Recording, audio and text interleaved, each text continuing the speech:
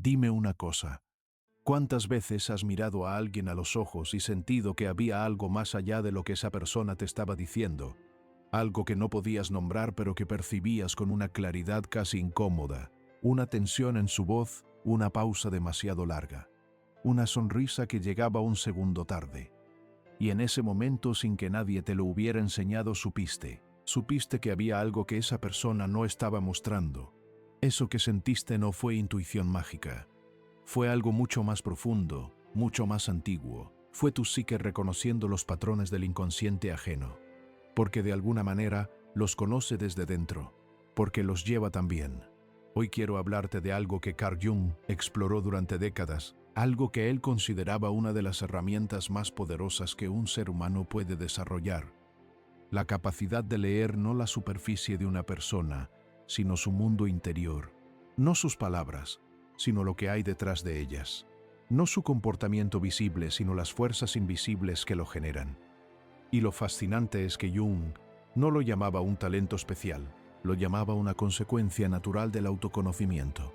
Decía que cuanto más profundamente te conoces a ti mismo, más claramente puedes ver a los demás, porque la mente humana, en su estructura más profunda, no es tan diferente de una mente a otra. Compartimos los mismos miedos arquetípicos, las mismas heridas primordiales, los mismos deseos no confesados, y cuando aprendes a reconocerlos en ti, empiezas a reconocerlos también en quien tienes enfrente. Pero hay algo que Jung fue muy cuidadoso en señalar, y que yo quiero que tengas presente desde el principio de esta conversación. Leer la mente de alguien no es un acto de poder sobre esa persona, es un acto de comprensión. Y hay una diferencia enorme entre las dos cosas. El poder quiere controlar, la comprensión quiere conectar. Entonces, antes de que te hable de las 3 preguntas, necesito que entremos juntos en algo más fundamental. Necesito que entiendas por qué funciona esto. Porque si solo te doy las preguntas sin el contexto, tendrás una técnica. Y las técnicas sin comprensión son herramientas vacías. Lo que quiero darte hoy es algo distinto, una forma de ver. Piensa en la última persona con quien tuviste una conversación que te dejó algo inquieto. No necesariamente una conversación difícil. Puede haber sido una charla aparentemente normal, pero al terminar, sentiste que algo no encajaba, que las palabras y la energía no iban en la misma dirección. ¿Lo recuerdas? Esa sensación que tienes después de esos encuentros no es paranoia, es percepción. Es tu inconsciente procesando información que tu mente consciente todavía no ha organizado. Jung tenía una forma particular de describir esto. Decía que las personas se comunican en 2 niveles simultáneos. El nivel de la persona, que es la máscara social que todos usamos, y el nivel del inconsciente, que se filtra a través de los gestos, las elecciones de palabras, las reacciones emocionales y los silencios. Y la clave, decía él, no está en escuchar solo lo que alguien dice, sino en observar lo que su inconsciente no puede evitar revelar. Ahora bien, ¿cómo accedes a ese segundo nivel? Ahí es donde entran las preguntas. Pero no son preguntas ordinarias. No son las preguntas que hacemos cuando queremos obtener información. Son preguntas que, formuladas con la intención correcta y en el momento adecuado, abren una puerta hacia el mundo interior de la otra persona. Una puerta que, en muchos casos, esa persona ni siquiera sabía que tenía. Déjame contarte algo que viví hace algunos años. Estaba en una reunión con alguien que acababa de conocer. Un hombre inteligente, articulado, con una presencia que llenaba la habitación. Hablaba con confianza sobre su trabajo, sobre sus logros, sobre sus planes. Todo en él parecía sólido, construido, seguro. Pero en un momento de la conversación le hice una pregunta aparentemente simple. Le pregunté qué era lo que más le costaba dejar ir. No lo que quería conseguir, no lo que había logrado, sino lo que le costaba soltar. Hubo un silencio. No largo, quizás 3 o 4 segundos, pero en esos segundos algo cambió en su cara. La máscara se movió, no desapareció, pero se desplazó lo suficiente para que yo pudiera ver por un instante a alguien completamente diferente detrás de ella, alguien que cargaba con algo, alguien que tenía miedo de algo que su confianza exterior nunca habría sugerido. Eso es lo que hace una pregunta verdadera. No busca una respuesta, busca una revelación. Ahora quiero que pensemos juntos en por qué esto funciona desde una perspectiva psicológica profunda. Jung describió el inconsciente personal como una especie de sótano de la psique, un lugar donde viven todas las experiencias que hemos reprimido, todas las emociones que no pudimos procesar, todos los aspectos de nosotros mismos que el mundo no nos permitió expresar o que nosotros mismos decidimos esconder. A ese conjunto de cosas no integradas, Jung lo llamó la sombra. La sombra no es el mal. Eso es un malentendido muy común. La sombra es simplemente lo que no hemos mirado, lo que hemos dejado en la oscuridad, no necesariamente porque sea malo, sino porque en algún momento de nuestra vida fue demasiado doloroso, demasiado vulnerable, demasiado inconveniente mostrarlo. Y la sombra, como todo lo que vive en la oscuridad, busca constantemente salir a la luz. No siempre de formas elegantes. A veces sale en una reacción desproporcionada. A veces en una atracción inexplicable hacia cierto tipo de personas. A veces en un miedo que no tiene una causa racional clara. Y aquí está lo que me parece más fascinante de todo esto.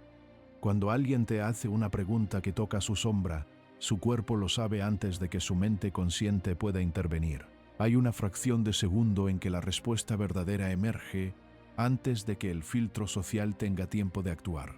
Y en esa fracción de segundo, si estás prestando atención, puedes ver algo real.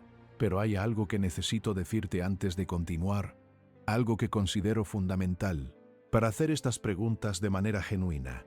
Para que tengan el efecto que estoy describiendo, necesitas estar en un estado particular, un estado que Jung llamaría de presencia plena, y que en términos más cotidianos yo describiría como el estado de alguien que genuinamente quiere entender, no impresionar, no juzgar, no ganar, solo entender, porque las personas, a un nivel inconsciente, detectan la intención detrás de una pregunta. Si haces una pregunta profunda con una agenda oculta, con el propósito de manipular o de demostrar algo, la otra persona lo sentirá aunque no pueda articularlo, y se cerrará, no necesariamente de forma dramática.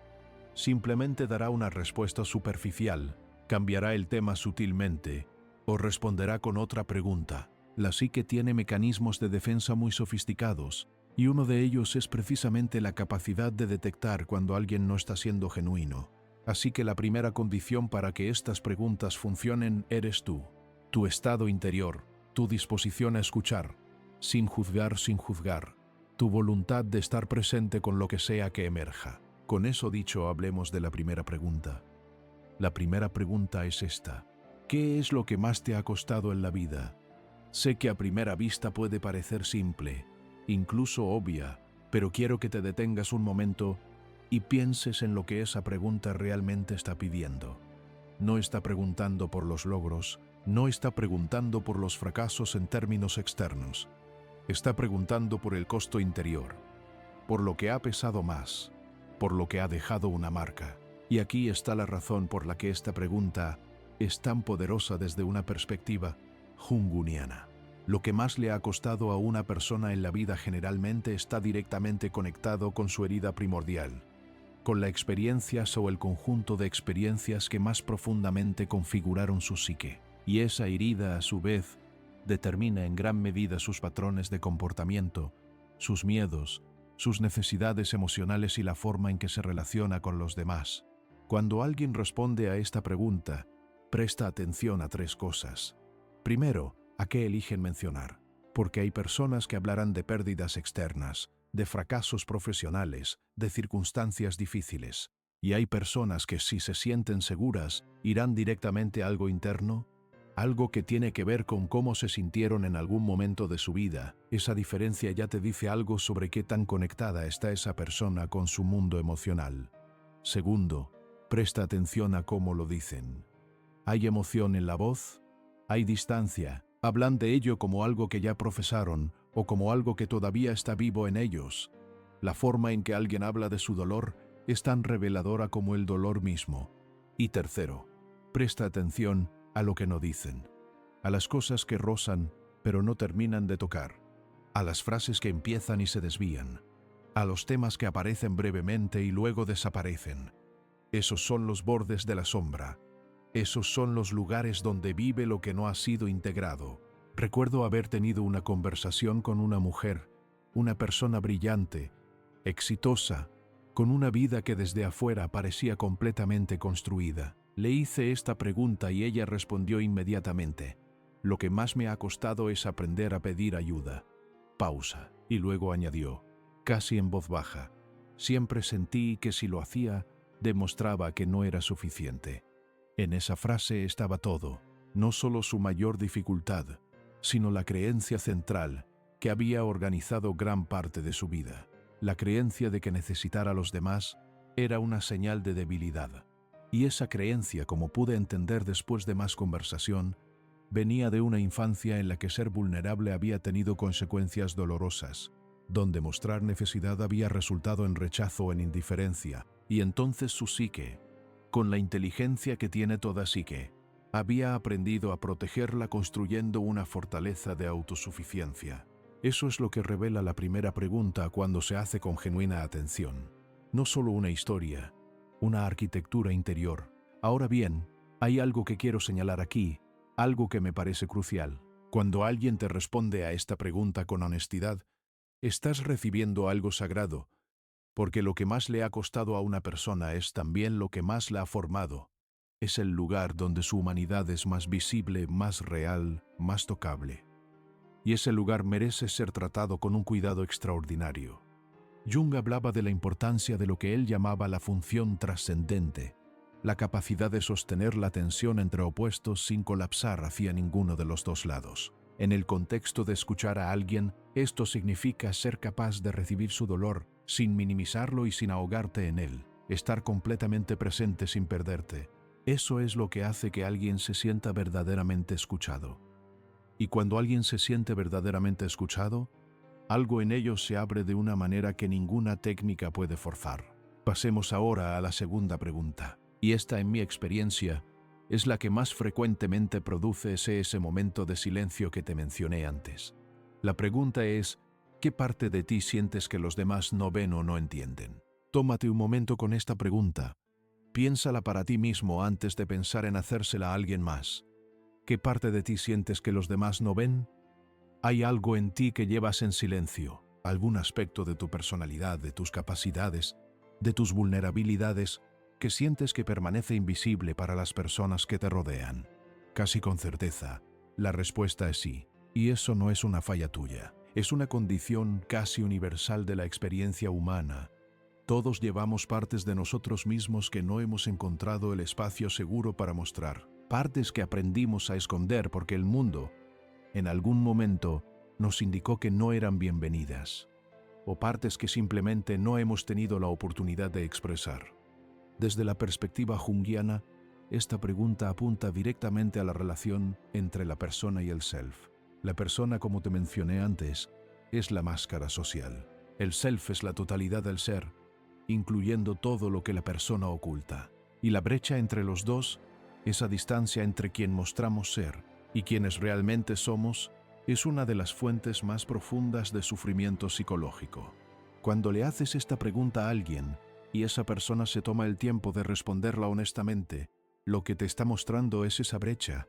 Te está mostrando el espacio entre su máscara y su ser, y eso es extraordinariamente revelador, no solo sobre quiénes son, sino sobre qué tipo de relaciones han tenido. Porque la respuesta a esta pregunta también te dice qué tan seguros se han sentido en sus vínculos más cercanos. Una persona que dice: nadie ve lo sensible que soy en realidad, porque siempre tengo que ser el fuerte, te está diciendo que ha vivido en entornos donde la vulnerabilidad no era segura, que ha aprendido a construir una imagen de fortaleza como mecanismo de supervivencia, y que probablemente carga con una soledad particular, la soledad de ser visto solo parcialmente, la soledad de ser querido por la versión de ti mismo que has construido para el mundo, pero no por quien realmente eres.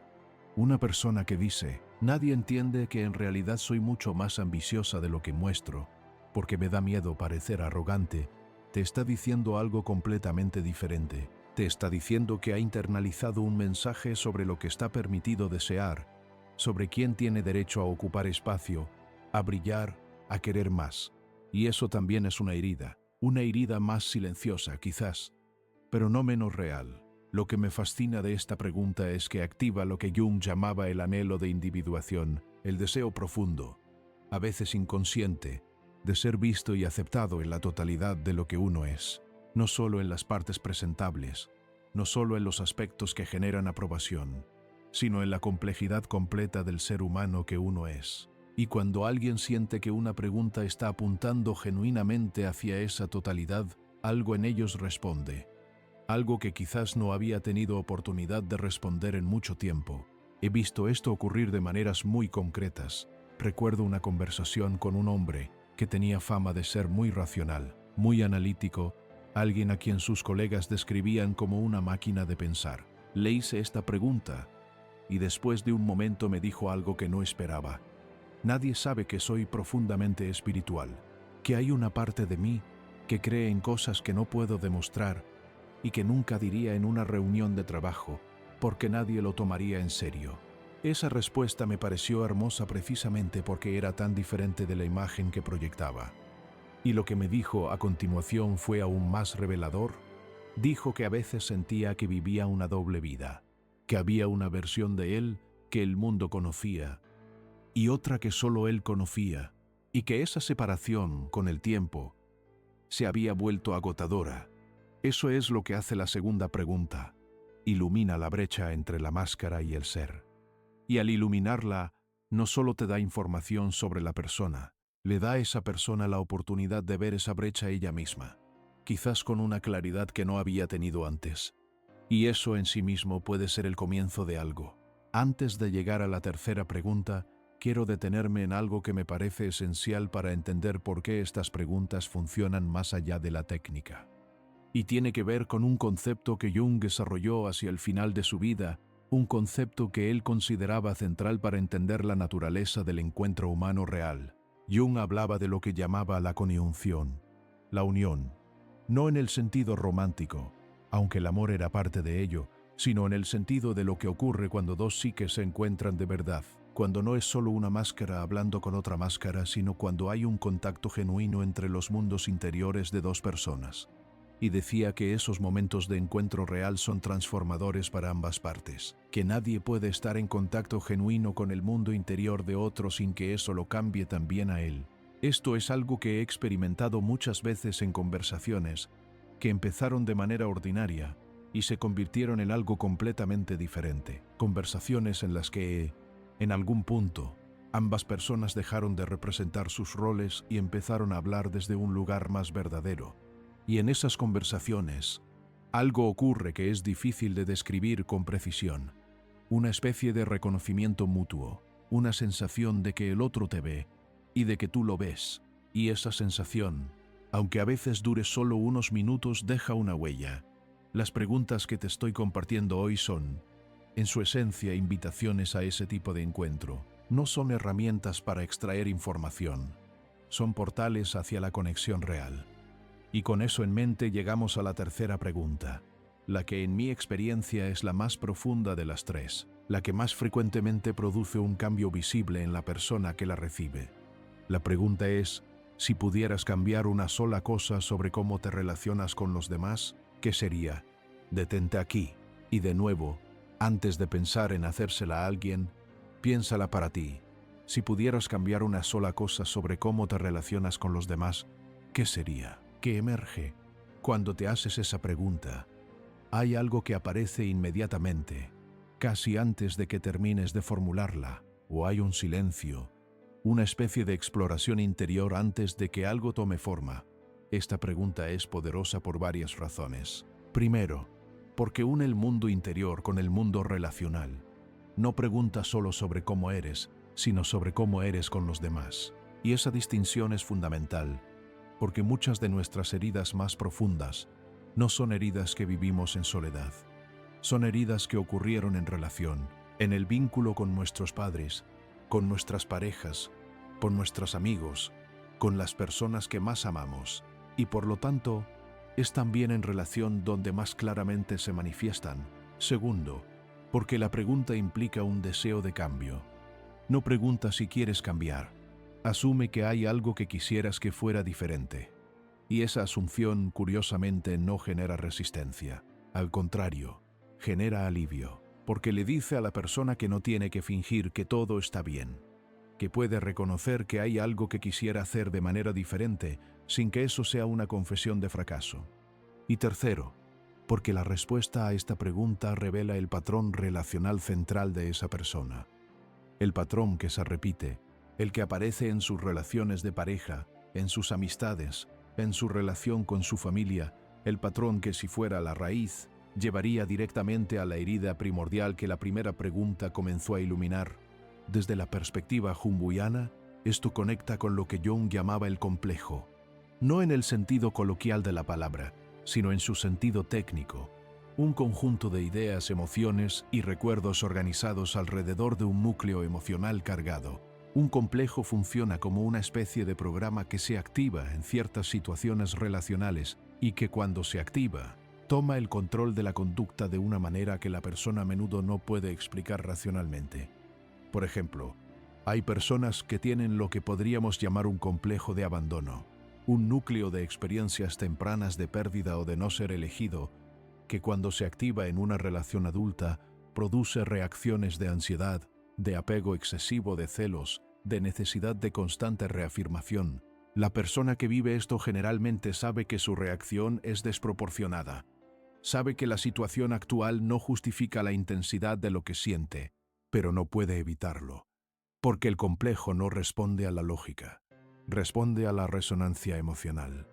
Cuando alguien responde a la tercera pregunta diciendo, quisiera dejar de necesitar tanto la aprobación de los demás, o quisiera poder confiar más sin tener tanto miedo de que me lastimen, o quisiera no alejarme cuando alguien se acerca demasiado, te está dando una ventana directa a su complejo central, al patrón que más lo limita en sus relaciones, al lugar donde su historia personal todavía está gobernando su presente. Y esto, lejos de ser algo de lo que avergonzarse, es algo profundamente humano. Todos tenemos complejos, todos tenemos patrones que se repiten, todos tenemos lugares donde nuestra historia nos alcanza en el presente. La diferencia no está en tenerlos o no tenerlos. La diferencia está en si los conocemos o no, en si somos capaces de verlos cuando se activan, o si simplemente los vivimos sin comprenderlos. Jung decía algo que se ha quedado conmigo desde la primera vez que lo leí. Lo que no se hace consciente se manifiesta en la vida como destino. Es una frase que puede sonar un poco dramática, pero que en la práctica es extraordinariamente precisa. Las personas que no conocen sus patrones los repiten. Las personas que no conocen sus heridas las recrean.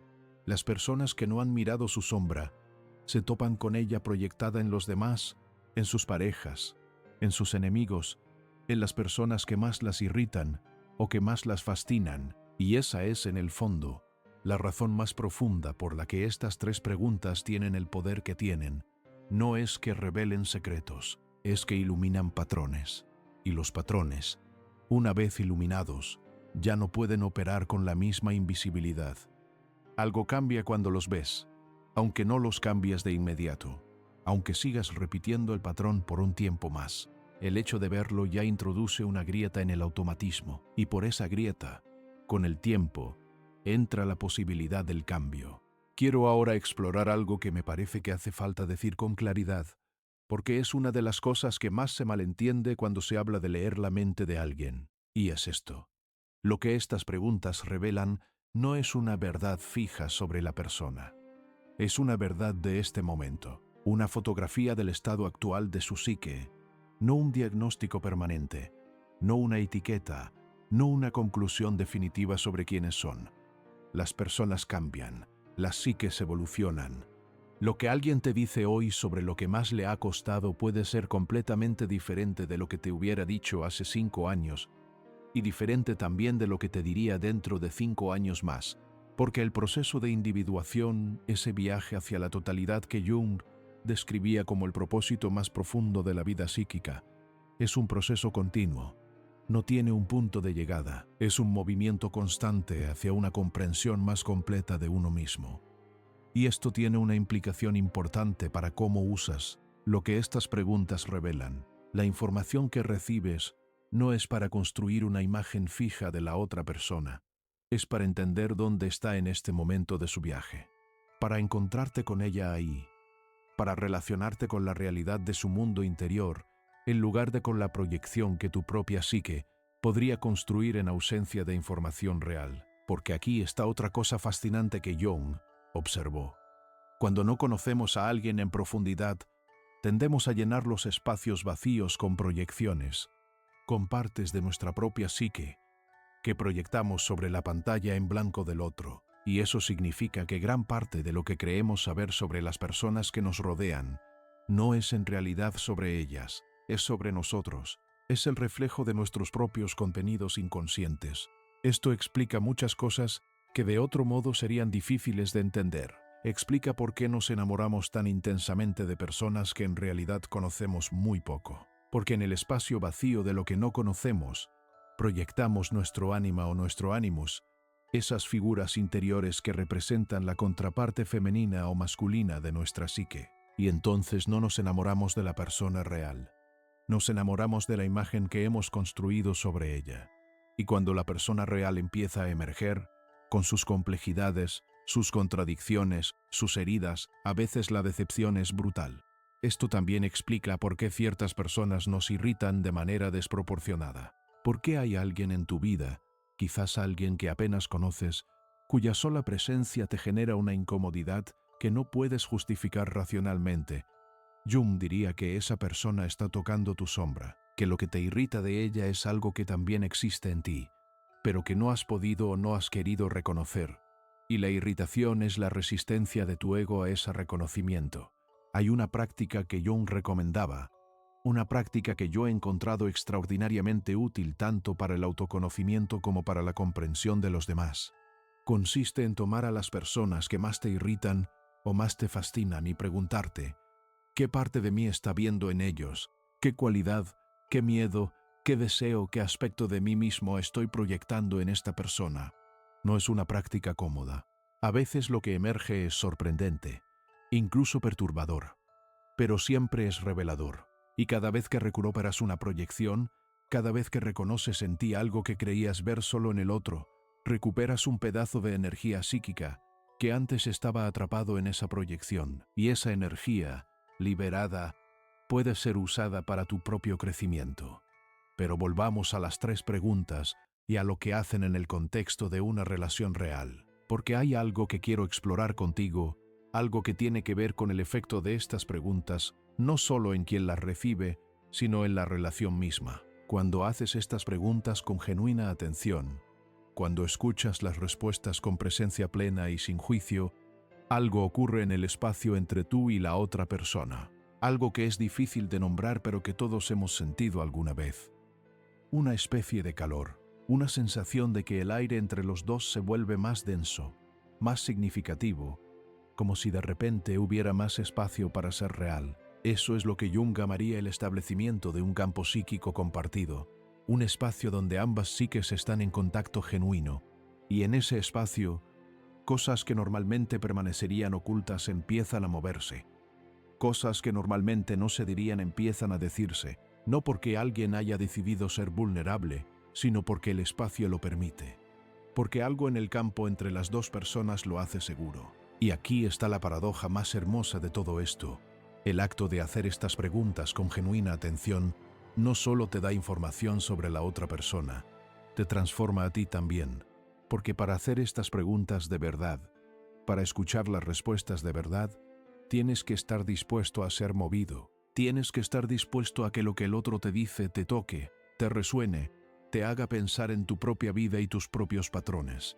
Y esa disposición a ser movido es, en sí misma, una forma de apertura que no puede existir sin una cierta valentía.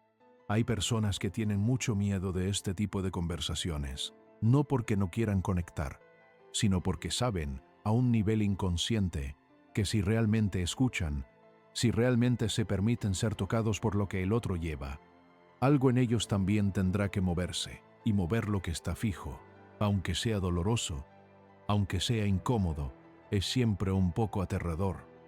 Pero también es siempre una invitación al crecimiento. Quiero ahora llevarte a un territorio que me parece especialmente relevante en el contexto de estas preguntas, y es el territorio del amor, de las relaciones íntimas, porque es en las relaciones más cercanas donde la psique se revela con mayor intensidad, donde los patrones son más visibles, donde las heridas se activan con más frecuencia y donde el potencial de transformación es también más grande.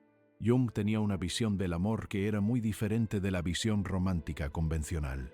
Para él, el amor no era principalmente un sentimiento, era un proceso de encuentro con el otro que, si se vivía con conciencia, se convertía también en un proceso de encuentro con uno mismo. Decía que las personas que más amamos son también las personas que más nos confrontan con nuestros propios contenidos inconscientes, que el amor en su forma más profunda es una especie de espejo, y eso explica por qué las relaciones íntimas pueden ser tan intensamente transformadoras y también tan intensamente dolorosas, porque el espejo no siempre muestra lo que queremos ver. A veces muestra exactamente lo que hemos estado evitando mirar.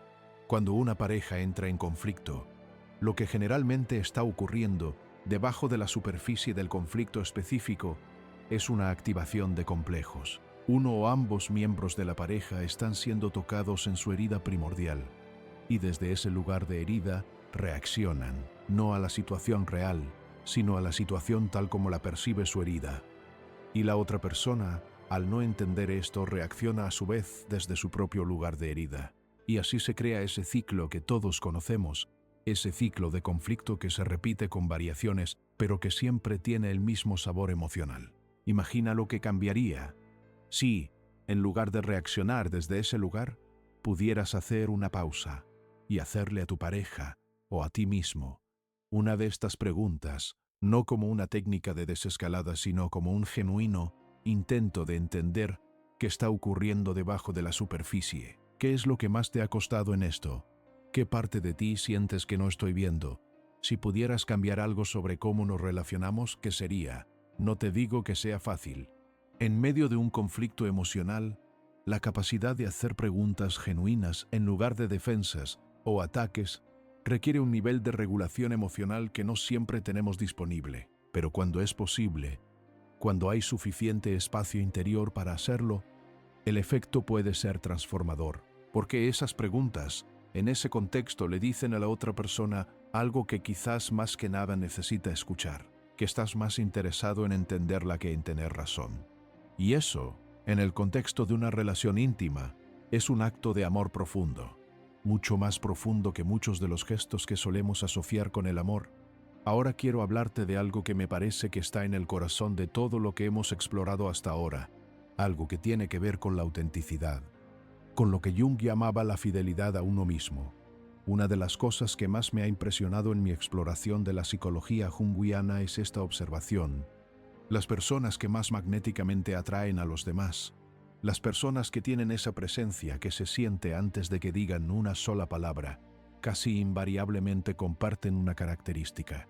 No es que sean perfectas, no es que no tengan heridas o complejos, es que son, en una medida inusual, ellas mismas, que hay una coherencia entre lo que sienten, lo que piensan y lo que expresan que crea una especie de resonancia. Y esa resonancia es irresistible para la psique humana, porque en un mundo donde la mayoría de las personas están constantemente gestionando su imagen, constantemente calibrando lo que muestran en función de lo que creen que el otro quiere, encontrar a alguien que simplemente es lo que es resulta extraordinariamente refrescante, casi desconcertante, porque activa algo en nosotros que también quiere ser libre de esa gestión constante. Esto conecta directamente con las tres preguntas. Porque para poder hacer estas preguntas de verdad, para poder escuchar las respuestas de verdad, necesitas haber hecho un trabajo previo contigo mismo. Necesitas haber mirado tus propias heridas, tus propios patrones, tus propias sombras, no para eliminarlos, porque eso no es posible, sino para conocerlos, para que cuando se activen puedas verlos en lugar de ser simplemente arrastrado por ellos. Y ese trabajo, ese viaje de autoconocimiento, es lo que Jung llamaba el proceso de individuación, el proceso de convertirte en quien realmente eres, más allá de las expectativas del mundo, más allá de las máscaras que has construido, más allá de los roles que has aprendido a desempeñar, el proceso de integrar tu sombra, de reconocer tus proyecciones, de escuchar la voz del self que a veces habla en sueños, en intuiciones, en momentos de silencio. No es un proceso que tenga un punto de llegada, no es algo que se completa. Es un movimiento continuo hacia una mayor autenticidad, hacia una mayor totalidad. Y cada vez que haces ese movimiento, aunque sea pequeño, aunque sea doloroso, algo en ti se expande, algo que antes estaba contraído se abre. Y desde ese lugar más abierto, desde esa mayor totalidad, puedes relacionarte con los demás de una manera que no era posible antes. Quiero contarte algo sobre esto que me ocurrió en un periodo particularmente difícil de mi propia vida. Hubo un tiempo en que me encontré en una relación que desde afuera parecía funcionar perfectamente. Éramos compatibles en muchas cosas, nos llevábamos bien, no había conflictos mayores, pero había algo que no podía nombrar, una especie de vacío en el centro de la relación, una sensación de que estábamos siendo muy cuidadosos el uno con el otro, muy considerados, pero no completamente reales. Y un día, casi por accidente, me hice a mí mismo la tercera pregunta. Si pudiera cambiar una sola cosa sobre cómo me relaciono con los demás, ¿qué sería? Y lo que emergió me sorprendió. Lo que emergió fue: quisiera dejar de tener tanto miedo de decepcionar a la gente. Quisiera poder ser menos de lo que esperan de mí sin sentir que el mundo se va a derrumbar. Esa respuesta me llevó a un reconocimiento que tardé un tiempo en integrar del todo. Me di cuenta de que gran parte de cómo me relacionaba con los demás, incluyendo con esa pareja, estaba organizado alrededor del miedo a la decepción, que había construido una versión de mí mismo que era cuidadosa, considerada, siempre disponible, siempre adecuada, y que esa versión, aunque no era falsa, era incompleta, era una selección, una edición de mí mismo que dejaba fuera las partes más difíciles, más contradictorias, más impredecibles. Y lo que eso creaba en la relación era precisamente ese vacío que sentía, porque mi pareja no podía realmente encontrarse conmigo, porque yo no estaba completamente ahí. Estaba ahí la versión editada, la versión segura, y esa versión, aunque agradable, no era suficientemente real para crear la profundidad de conexión que ambos, en el fondo, necesitábamos. Ese reconocimiento cambió muchas cosas, no inmediatamente y no sin dolor, pero fue el comienzo de algo, el comienzo de aprender a ser más completamente yo mismo en la presencia de los demás, a no editar tanto, a permitirme ser visto en las partes menos perfectas, menos adecuadas, menos cómodas. Y lo que descubrí, con el tiempo, fue algo que Jung podría haber predicho, que cuando te permites ser más real, las personas que son capaces de sostener esa realidad se acercan, y las que no pueden se alejan. Y aunque eso segundo puede doler, también es una forma de honestidad que, a largo plazo, crea relaciones mucho más sólidas. Volvamos ahora a las 3 preguntas desde un ángulo diferente, porque quiero hablarte de algo que ocurre cuando alguien te hace estas preguntas a ti. Cuando alguien te pregunta con genuina atención qué es lo que más te ha costado, o qué parte de ti sienten que los demás no ven, o qué cambiarías sobre cómo te relacionas. ¿Qué ocurre en ti cuando alguien te hace esa clase de preguntas? Para muchas personas, la primera reacción es una especie de incomodidad, una ligera resistencia, porque estas preguntas no permiten las respuestas automáticas que tenemos preparadas para la mayoría de las situaciones sociales. No hay una respuesta correcta, no hay una respuesta que genere aprobación automática. Y eso puede sentirse desorientador al principio, pero debajo de esa incomodidad inicial, para muchas personas, hay algo diferente. Hay algo que podría describirse como alivio, como si alguien finalmente hubiera preguntado lo que realmente importa, como si hubiera un espacio donde no tienes que ser la versión presentable de ti mismo. Y ese alivio, cuando lo sientes, es una señal de que estabas llevando algo que no habías tenido dónde depositar. Esto me lleva a algo que creo que es fundamental para entender la psicología de la conexión humana. Las personas no necesitan principalmente ser impresionadas, no necesitan principalmente ser entretenidas o informadas. Lo que más profundamente necesitan es ser vistas, ser conocidas en su realidad, ser encontradas en el lugar donde realmente están, no en el lugar donde se supone que deberían estar. Y eso es exactamente lo que estas 3 preguntas ofrecen cuando se hacen con la intención correcta. No es información que recoges sobre alguien. Es un espacio que creas para que alguien pueda ser visto. Y crear ese espacio es uno de los actos más generosos que un ser humano puede hacer por otro. Jung hablaba de la importancia del testigo, de tener a alguien que pueda ver tu proceso sin juzgarlo, sin dirigirlo, sin querer que sea diferente de lo que es. Alguien que simplemente esté presente con lo que es. Y decía que esa presencia, ese testimonio sin juicio, tiene un poder de sanación que ninguna intervención directa puede replicar, porque lo que sana no es que alguien te diga qué hacer. Lo que sana es sentirte acompañado en lo que ya estás viviendo. Y eso me lleva a algo que quiero explorar contigo antes de cerrar esta conversación. Algo sobre la naturaleza del magnetismo personal, porque creo que hay una conexión directa entre todo lo que hemos hablado y esa cualidad que hace que ciertas personas sean irresistiblemente atractivas para los demás, no en el sentido superficial, sino en el sentido de que su presencia genera algo en ti, una especie de expansión, una sensación de que en su compañía eres más tú mismo. ¿Has conocido a alguien así? ¿Alguien en cuya presencia te sientes más libre de ser quien eres? Alguien que parece tener la capacidad de hacer que lo mejor de ti emerja sin esfuerzo. Esas personas, en mi experiencia, casi siempre comparten las características que hemos estado explorando. Han hecho trabajo interior, conocen sus sombras, al menos en parte. Están en proceso de individuación, y eso les da una presencia particular, una especie de solidez desde adentro, que crea seguridad en los demás. Porque cuando estás con alguien que no necesita que seas de ninguna manera particular para sentirse bien consigo mismo, puedes relajarte, puedes ser más completo, puedes dejar de editar, y eso paradójicamente hace que esa persona sea enormemente atractiva. No porque esté tratando de serlo, sino precisamente porque no está tratando de serlo, porque su atención está genuinamente en ti, en el encuentro, en la conexión real, y no en la impresión que está generando. Esto es algo que me parece importante señalar especialmente en este tiempo, en esta época en que estamos tan saturados de información sobre cómo ser más atractivos, más carismáticos, más influyentes. Hay una industria entera construida alrededor de la idea de que el magnetismo personal es una habilidad que se aprende a través de técnicas. Y hay algo de verdad en eso. Ciertas habilidades de comunicación pueden desarrollarse. Pero el magnetismo más profundo, el que realmente mueve a las personas, no viene de las técnicas, viene de adentro, viene de la autenticidad, viene del trabajo de conocerse a uno mismo lo suficientemente bien como para no necesitar constantemente la aprobación del otro. Jung tenía una frase que sintetiza esto de manera perfecta. Decía, el encuentro de 2 personalidades es como el contacto de 2 sustancias químicas.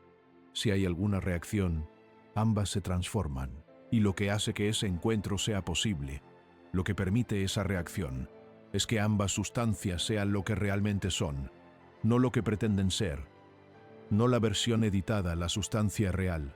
Ahora quiero hablarte de algo que a veces se pasa por alto en estas conversaciones sobre psicología y relaciones, y que me parece crucial.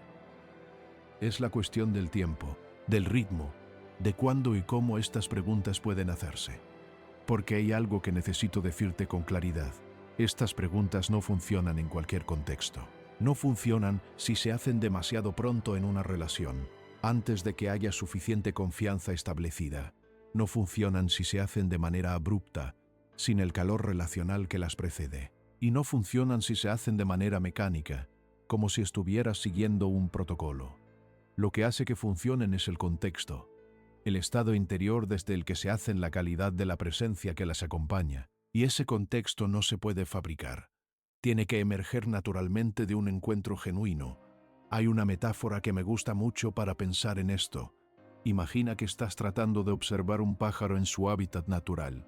Si te acercas demasiado rápido, si haces demasiado ruido, si tu presencia es demasiado intrusiva, el pájaro vuela. Pero si te acercas despacio, si te quedas quieto, si dejas que el pájaro se acostumbre a tu presencia antes de moverte, eventualmente el pájaro puede acercarse a ti, y en ese momento lo que ves es real, No es un pájaro en cautiverio, es un pájaro libre que ha elegido estar cerca de ti. Lo mismo ocurre con el mundo interior de las personas. Si te acercas demasiado rápido, si haces preguntas demasiado profundas antes de que haya suficiente confianza, la persona se cierra. No necesariamente de manera dramática, pero sí de manera efectiva. Y lo que obtienes no es el acceso al mundo interior real, sino a una versión más cuidadosa, más defensiva. Pero si te tomas el tiempo de crear el contexto adecuado, si permites que la confianza emerja naturalmente, si demuestras con tu presencia y tu escucha que eres un lugar seguro para ser real, entonces las preguntas profundas no solo son posibles, son bienvenidas. Y eso me lleva a algo que quiero que te lleves de esta conversación, algo que va más allá de las 3 preguntas específicas. Es esto, la capacidad de crear ese contexto, ese espacio de seguridad donde el mundo interior de alguien puede emerger. No es una habilidad que se aprende de una sola vez. Es una práctica de presencia, de escucha, de no juicio, de genuino interés en el otro. Una práctica que se profundiza con el tiempo, y esa práctica comienza contigo. Comienza con la disposición a hacerte a ti mismo estas mismas preguntas, a explorar tu propio mundo interior con la misma curiosidad y la misma compasión con que quieres explorar el de los demás. Porque cuanto más te conoces, cuanto más has mirado tus propias sombras, tus propios patrones, tus propias heridas, más capaz eres de estar presente con los de los demás, sin proyectar, sin juzgar, sin querer que sean diferentes de lo que son. Esto es lo que Jung llamaba la condición fundamental del análisis. Que el analista haya sido analizado, que haya hecho el trabajo de conocerse a sí mismo antes de acompañar a otro en ese proceso. No porque tenga que ser perfecto, no porque tenga que haber resuelto todos sus conflictos, sino porque tiene que conocer su propio terreno lo suficientemente bien como para saber cuándo está en territorio propio y cuándo está en territorio del otro. Y eso es aplicable no solo al análisis formal, sino a cualquier relación profunda, a cualquier conversación donde genuinamente quieras entender a alguien. Necesitas conocer tu propio terreno. Necesitas saber qué te activa, qué te cierra, qué proyectas, qué evitas, no para eliminarlo, sino para conocerlo, para que cuando aparezca puedas nombrarlo internamente y no dejarte arrastrar por él. Quiero ahora llevarte a una reflexión sobre algo que me parece que está íntimamente relacionado con todo lo que hemos explorado, y que tiene que ver con la soledad. No la soledad como ausencia de compañía, sino la soledad como condición existencial. Como esa experiencia de ser fundamentalmente, en algún nivel, inaccesible para los demás, de llevar un mundo interior que nunca puede ser completamente transmitido. Jung hablaba de esto con una honestidad que a veces resulta un poco desconcertante. Decía que la individuación, el proceso de convertirte plenamente en quien eres, implica necesariamente una cierta soledad, porque a medida que te vuelves más auténtico, más complejo, más completo, te vuelves también menos fácilmente clasificable, menos predecible, menos encajable en las categorías que el mundo usa para organizar a las personas. Y eso puede generar una sensación de distancia de los demás que, aunque no sea el objetivo, es un efecto secundario del crecimiento. Pero hay una diferencia crucial entre la soledad que viene del aislamiento y la soledad que viene de la profundidad. La primera es una contracción, la segunda es una expansión.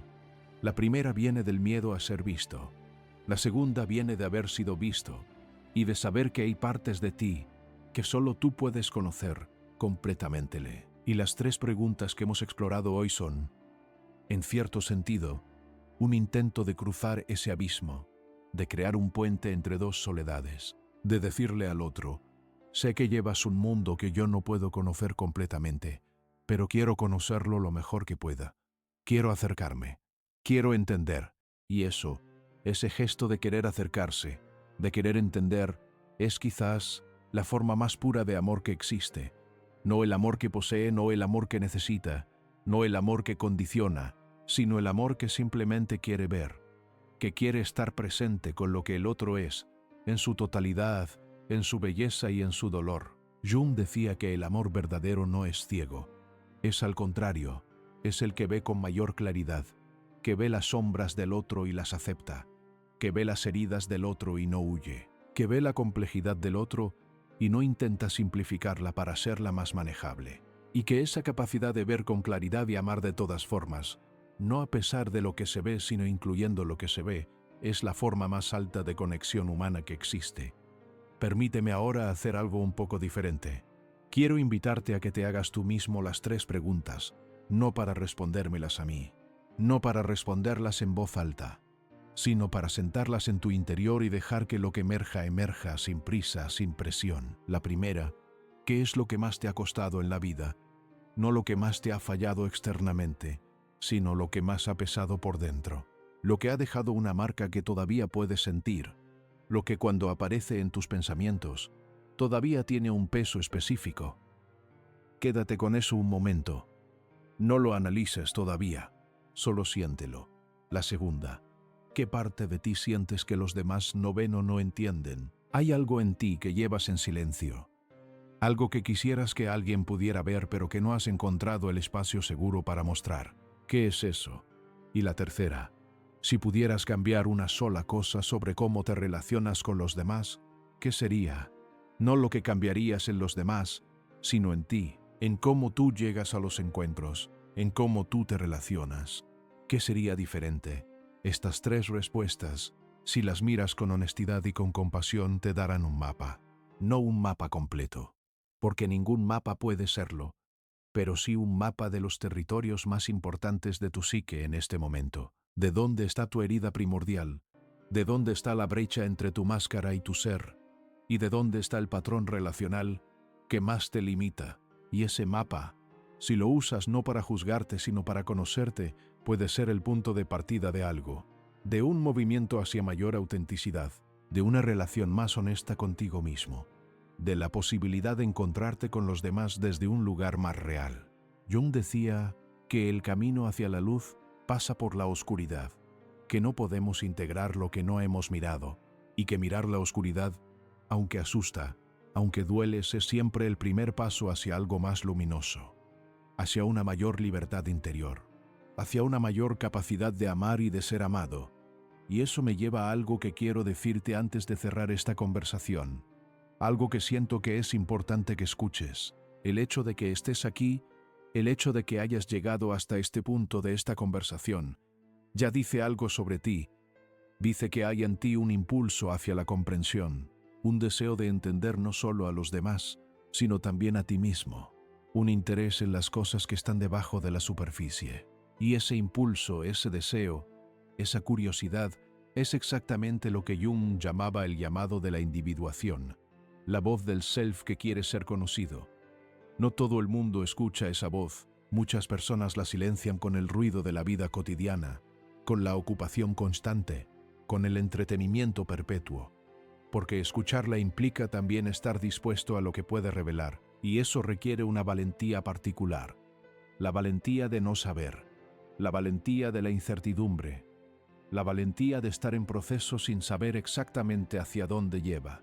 Pero los que escuchan esa voz, los que se permiten ser guiados por ella, aunque el camino no sea siempre claro, descubren algo que los que no la escuchan raramente encuentran: una vida que se siente propia, una vida que no está simplemente siguiendo el guión que el mundo escribió para ellos, sino que está siendo creada desde adentro, desde ese lugar más profundo donde el self sabe quién eres y hacia dónde quieres ir, y las relaciones que emergen desde ese lugar, las conexiones que se crean cuando 2 personas que están en ese proceso de conocerse a sí mismas se encuentran, tienen una calidad diferente, una profundidad diferente, una honestidad diferente, porque no están basadas en la necesidad de que el otro llene un vacío.